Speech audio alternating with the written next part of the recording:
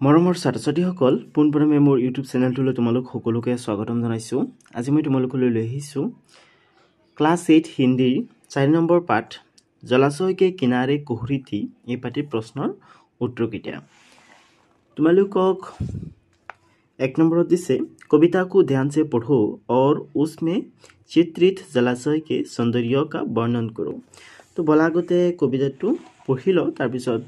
बाकी प्रश्न उत्तर केटा आलोचना करिम। जलाशय के किनारे कोहरी थी हरे नीले पत्तों का घेरा था। पानी पर आम की डाल आई हुई गहरे अंधकार का ढेरा था। किनारे सुनसान थे जुगनू के दौल दमके यहाँ वहाँ चमके। वन का परिमल लिए मलय बहा नारियल के पेड़ हिले क्रम से।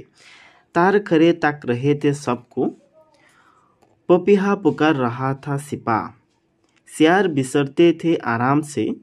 उजाला हो गया और तारा सिपा। लहरें उड़ती थी सरोवर में तारा चमकता था अंतर में। कविताटोर कवि হৈছে सूर्यकांत त्रिपाठी निराला। ठीक আছে তো তোমালোকে কবিজনৰ নাম মনত ৰাখিবলৈ চেষ্টা কৰিবা। তোমালোকক পৰীক্ষাত সুধিব পাৰে जलाशय के किनारे कोहरी थी कविता का कवि कौन है তেতিয়া তোমালোকে উত্তৰত লিখিবা सूर्यकांत त्रिपाठी निराला। ঠিক আছে তো বলা এতিয়া বাকি প্ৰশ্ন উত্তৰ কেইটা আলোচনা কৰো। এতিয়া 2 নম্বৰত দিয়া কোৱেশ্চনটোত চোৱা 2 নম্বৰত তোমালোকক দিছে जलाशय के किनारे कोहरी थी कविता का बाबार्थ अपने शब्दों में लिखो। তাৰ মানে जलाशय के किनारे कोहरी थी এই কবিতাটোৰ অৰ্থ তোমালোকক নিজৰ ভাষাত লিখিবলৈ দিছে। তাৰ মানে কবিতাটোৰ মূল ভাৱ লিখিবলৈ দিছে বুলি ক'ব পাৰা। তো তোমালোকে উত্তৰ দি এডৰ লিখিবা। উত্তৰটো অলপ দীঘল হ'ব কিন্তু একেবাৰে সহজ ভাষাত মই লিখিছো।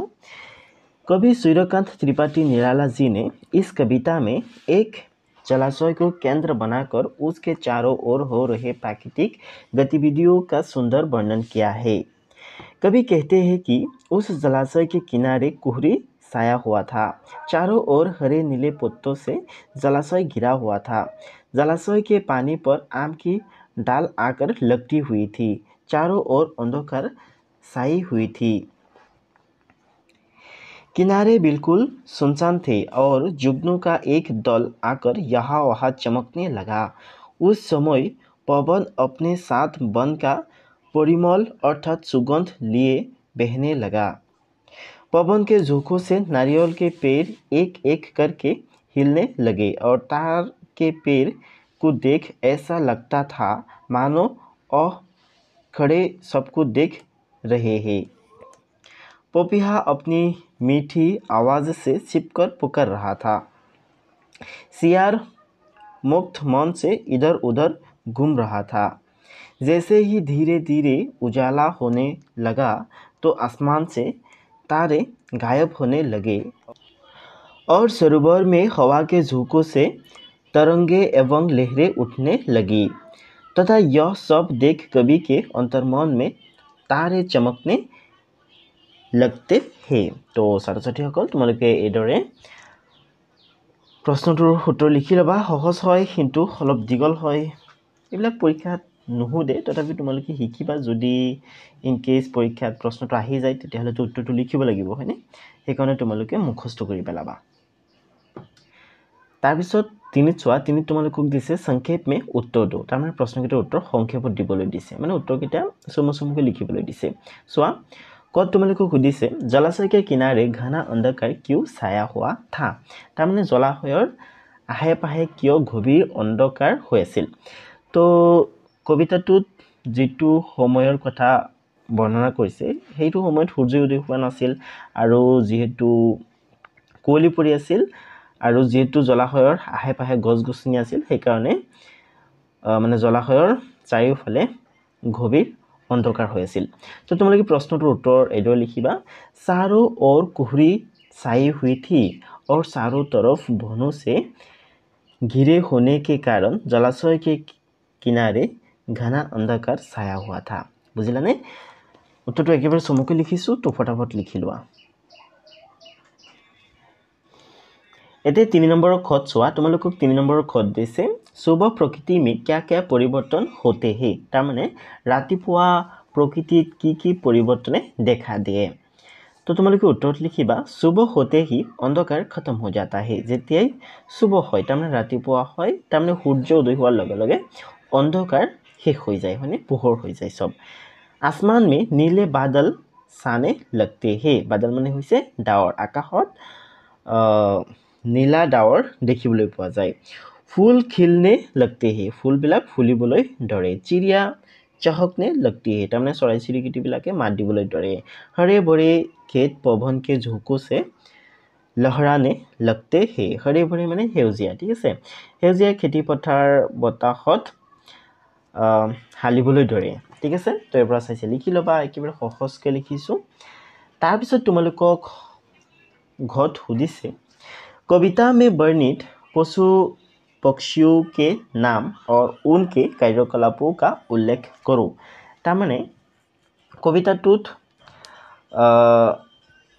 उल्लेख करा पशु पक्षी बिलाकर नाम तुमलोকক ক'বলৈ দিছে আৰু সেইবিলাকৰ কাৰ্যকলাপ तुमलोকক उल्लेख কৰিবলৈ দিছে तो तुमलोকে प्रश्नটোৰ উত্তৰ এটো লিখিবা कविता में जुगनू पपीहा और सियार के नाम वर्णित है जुगनू के दल जलाशय के किनारे आकर अपने शरीर से प्रकाश निकालती हुई यहाँ वहाँ चमक रहे थे पपीहा पेड़ की डाली पर बैठ अपने साथी को मीठी आवाज़ से पुकार रही थी तथा सियार आराम से जंगल में इधर उधर घूम रहा था ठीक है इधर लिखी लबा सहज के लिखिছো একেবাৰে तारपिছত घट तुमलोকক दिसे कविता में कुछ भिक्षु का उल्लेख है उनके नाम और उपयोगिता बताओ ठीक আছে তাৰ মানে তোমালোকক কৈছে যে কবিতাত কেইটামান বৃক্ষৰ নাম উল্লেখ আছে বৃক্ষ বুলি ক'লে বুজি পোৱা ন ওখ ওখ গছ বিলাক আছে সেইবিলাকক বৃক্ষ বুলি কোৱা হয় उनके नाम और उपयोगिता बताओ তো কবিতাটোত যিকিটা বৃক্ষৰ নাম উল্লেখ আছে সেইকিটা নাম ক'ব লাগে আৰু সেইবিলাকৰ উপযোগিতা তাৰ মানে সেইবিলাক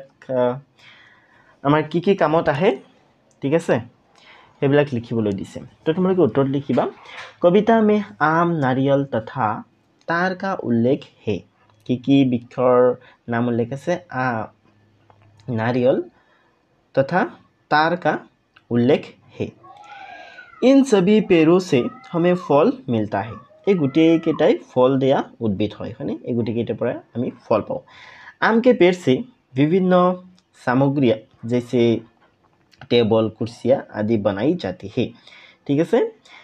তাৰমানে আম গছৰ কাঠৰ পৰা আমি বিভিন্ন ধৰণৰ ফাৰ্নিচাৰ বনাও হয়নে যেনে টেবুল চেয়াৰ আৰু বিভিন্ন ধৰণৰ বস্তু বনাব পাৰো আলমাৰি চকী হয়নে নেক্সট লিখিবা तथा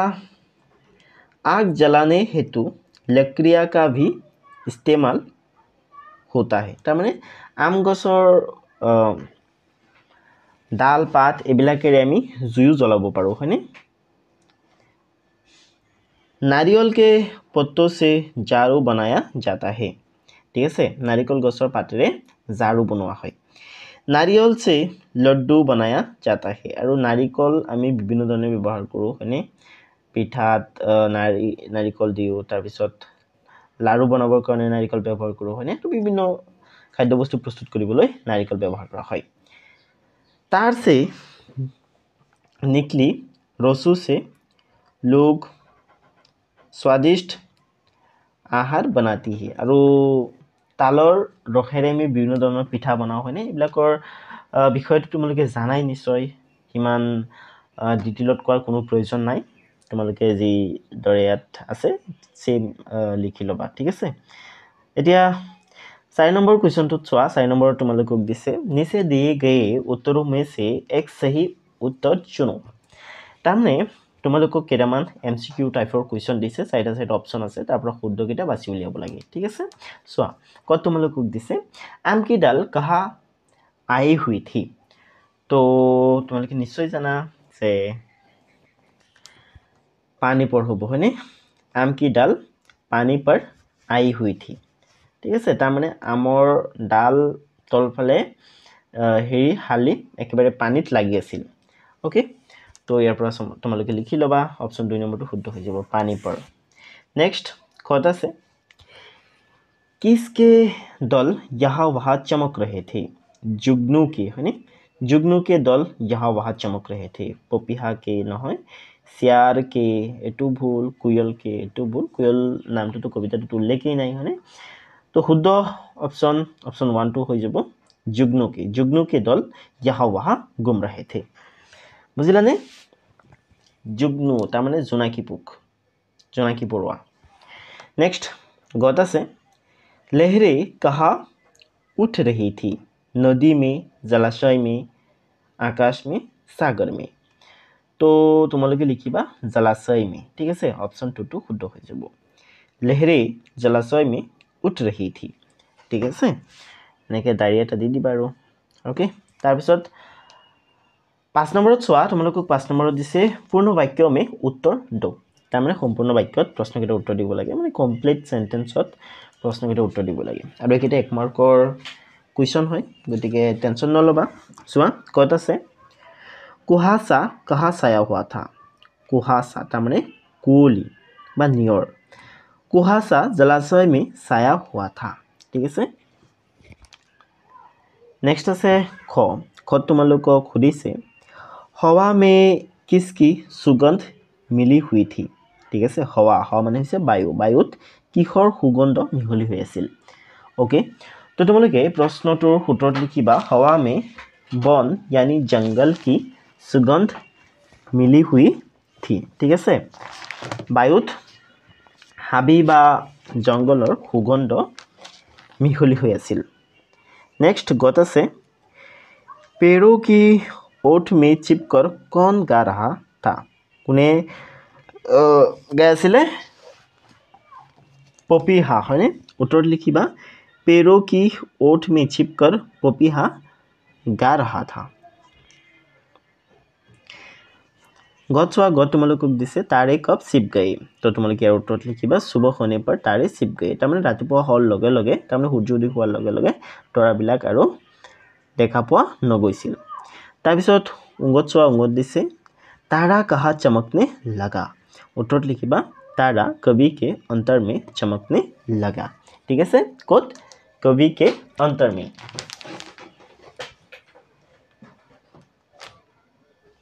तार पिছত আছে पाठ के आसपासर পৰা তোমালোকক কেইটামান প্ৰশ্ন কৰিছে চোৱা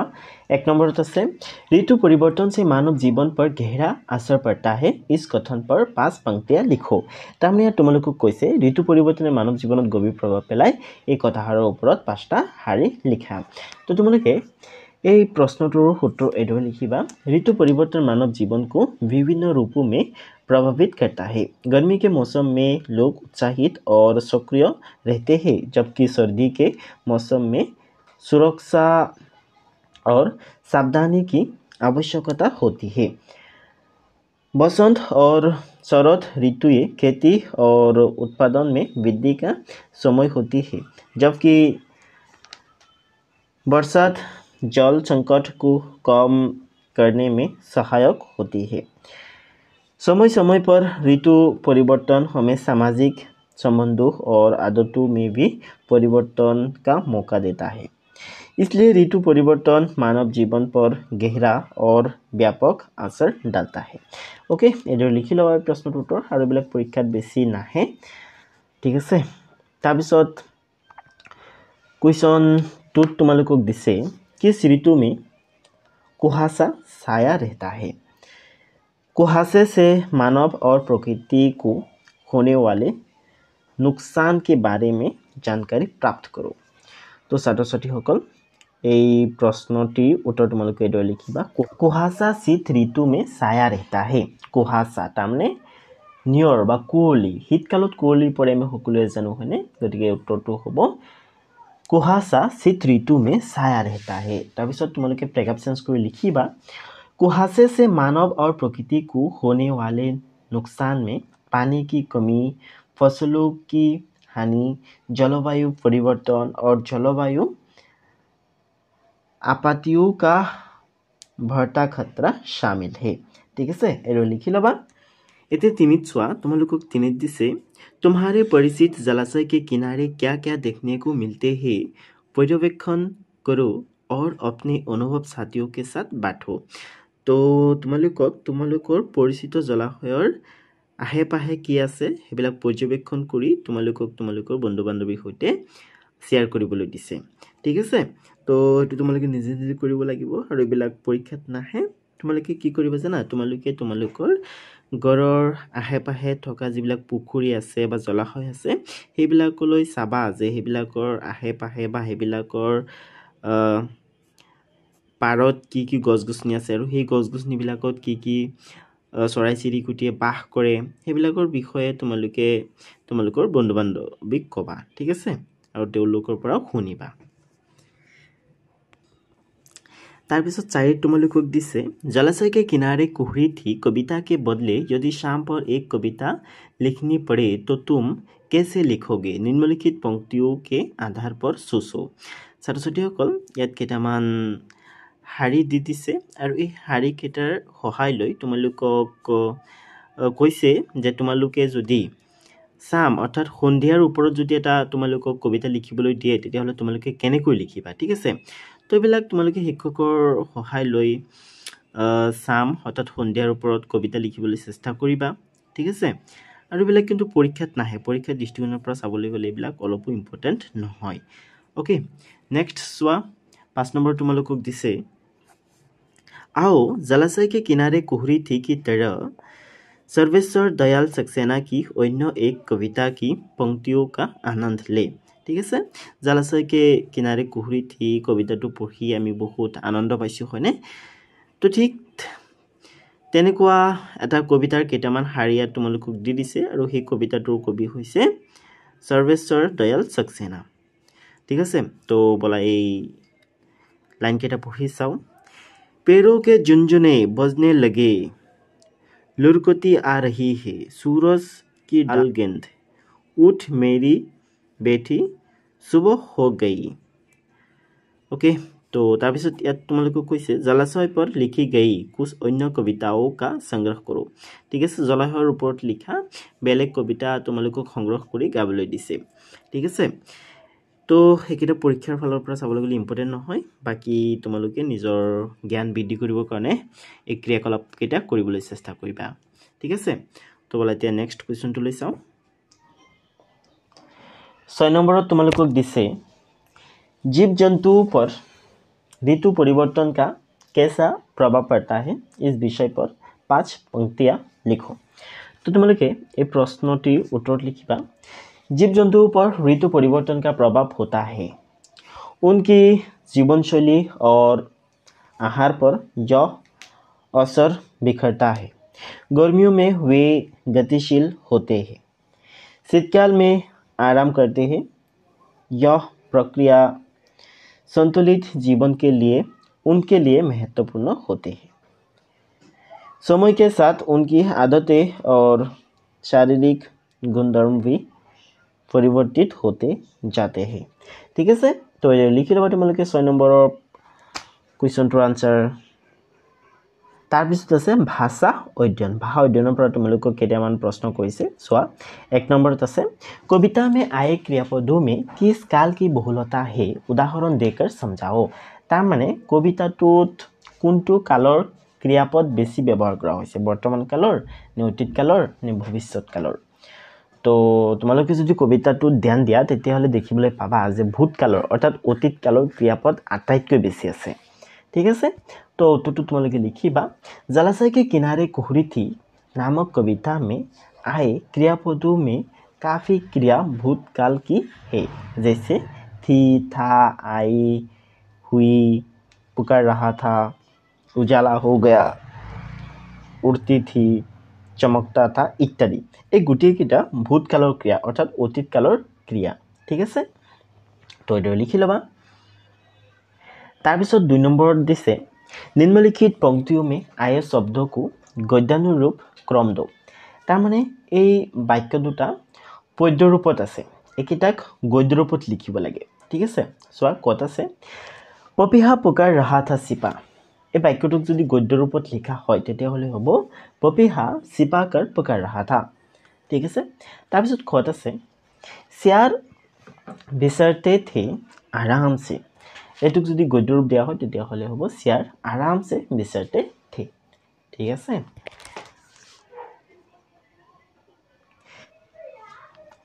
তাৰপিছত আছে योग्यता विस्तार योग्यता विस्तारर 1 नंबरत আছে प्रकृति से संबंधित किसी अन्य कविता का संग्रह करो प्रयोजन हो तो शिक्षक शिक्षिका की मदद लो তাৰমানে প্ৰকৃতিৰ সৈতে সম্বন্ধ থকা বেলেগ কবিতা তোমালোকে সংগ্ৰহ কৰিবলৈ দিছে আৰু প্ৰয়োজন হ'লে শিক্ষক শিক্ষয়িত্ৰীৰ সহায় ল'বলৈ দিছে গতিকে তোমালোকে শিক্ষক শিক্ষয়িত্ৰীৰ সহায় লৈ প্ৰকৃতিৰ সৈতে সম্বন্ধ থকা বেলেগ কবিতা সংগ্ৰহ কৰি পঢ়িবলৈ শিকিবা আৰু আবৃত্তি কৰিবলৈ শিকিবা ঠিক আছে এতিয়া योग्यता विस्तारर 2 नंबरत 2 नंबरत আছে तार और नारियल के पेड़ हमारे लिए बड़े उपयोगी होते हैं ये दोनों लगभग एक ही प्रजाति के वृक्ष है परंतु उनमें बहुत अंतर है ये वृक्ष हमारे किस काम आते हैं और दोनों में क्या-क्या अंतर है पूरी जानकारी प्राप्त करो तो তোমালোকে এই প্ৰশ্নটিৰ উত্তৰ এটাও লিখিবা প্ৰথমে तार के पेड़ अर्थात ताल गछर विषय लिखिबा ओके एक दे लिखिबा तार के पेड़ से गुड़ और खंड निकाले जाते हैं तारपिছত 2 दे लिखिबा তোমালোকে 2 ইয়াত দিবা ঠিক আছে মানে পিডিএফ बनाते অলপ प्रॉब्लम হৈ গৈছে তোমালোকে 2 ইয়াত দিবা সিরিয়ালি लिखिबा तार का रस गुड़ और फल उपयोगी होते हैं और कई रोगों के इलाज में भी काम आते हैं तारपिছত नारियल के पेड़ तमने नारियल गछर विषय लिखिबा नारियल के फल और पानी आहार में महत्वपूर्ण होते हैं और इसका तेल भी उपयोगी होता है 2 नारियल के बादल और लकड़ी भी उपयोगी होती है विशेष रूप से घरेलू उपयोग के लिए ओके तो लो एजो लिखि लबा तारपिছত लिखिबा इस रूप में तार और नारियल के पेड़ दोनों ही हमारे लिए महत्वपूर्ण होते हैं लेकिन उनमें उपयोग और उपयोगिता में थोड़ा सा अंतर होता है ठीक है तो ये তোমালোকে প্ৰশ্নটিৰ উত্তৰ লিখি লবা তাৰপিছত তোমালোকক 3 নম্বৰত দিছে प्रातःकाल का सुंदर दृश्य देखो और अपनी पुस्तिका में उस दृश्य को अंकित करो तो তোমালোকক ৰাতিপুৱাৰ সুন্দৰ দৃশ্য চাবলৈ দিছে আৰু সেই দৃশ্য তোমালোকক ইয়াত অঙ্কন কৰিবলৈ দিছে ঠিক আছে তো তোমালোকে কাট পেন্সিলেৰে ৰাতিপুৱাৰ সুন্দৰ দৃশ্য অঙ্কন কৰিবলৈ চেষ্টা কৰিবা ঠিক আছে আৰু ইয়াত নকৰিলে তোমালোকে বহি কৰিবলৈ চেষ্টা কৰিবা ঠিক আছে তাৰপিছত একেবাৰে শেষত আছে आओ पाठ में आए कुछ शब्दों के अर्थ जाने মানে পাঠত ব্যৱহাৰ হোৱা কেইটামান শব্দৰ অৰ্থ একেবাৰে শেষত দিছে তো তোমালোকে শব্দকেইটাৰ অৰ্থ ইয়াৰ পৰা পঢ়ি মুখস্থ কৰি পেলাবা প্ৰথম আছে কুহুৰি কুহুৰি মানে কুহুৰা বা কুহাসা নেক্সট আছে জলাশয় जल से पूर्ण स्थान जैसे तालाब सरोवर पोखर आदि नेक्स्ट আছে डेरा रहने का स्थान नेक्स्ट আছে जुगनू जुगनी खद्योत अपने शरीर से प्रकाश निकालने वाला एक कीड़ा परिमल सुगंध मलय वायु पवन हवा दमके चमकने लगे तार तार के पेड़ सियार सियार गिदर बिसरते थे घूमते थे लहर तरंग ताक रहे थे देख रहे थे ओके तो এতিয়া তোমালোকে প্ৰশ্নকেইটাৰ উত্তৰ লিখি লবা আৰু শব্দকেইটাৰ অৰ্থ মুখস্থ কৰি পেলাবা তো ছাত্ৰ-ছাত্ৰীসকল ভিডিওটো চাই কেনে পালা তোমালোকে মোক কমেন্ট কৰি জনাবা ভিডিওটো চাই ভাল লাগিলে ভিডিওটোত এটা লাইক কৰি দিবা